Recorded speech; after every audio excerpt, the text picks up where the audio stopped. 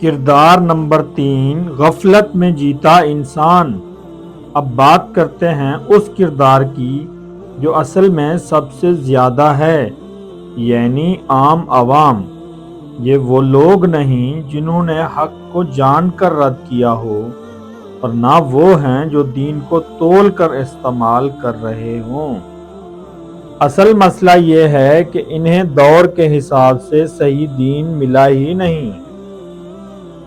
انہیں نہ انبیاء کے طریقے کا پتہ ہے، نہ دین کے پورے فریم ورک کا۔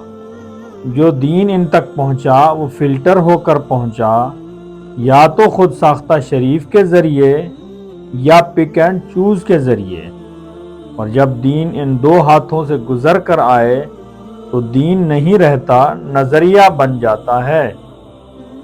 اسی لیے عام آدمی غافل ہے، مجرم نہیں۔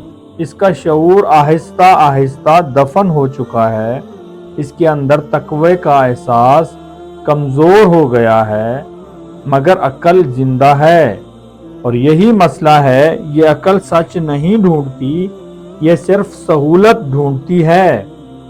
جہاں زندگی آسان لگے وہی بات مان لی جاتی ہے، جہاں سوال اٹھانا پڑے، ذمہ داری آئے، وہاں خاموشی اختیار کر لی جاتی ہے۔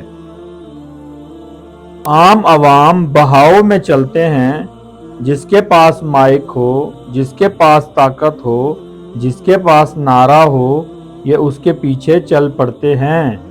یہ خود معیار نہیں بناتے، اپناتے ہیں۔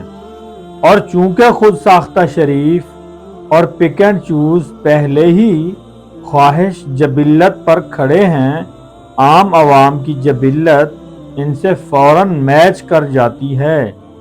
اسی لیے انبیاء کا معیار پیچھے رہ جاتا ہے، کیونکہ انبیاء کا معیار سوچ مانگتا ہے، رکنا مانگتا ہے، اپنے آپ کو بدلنا مانگتا ہے۔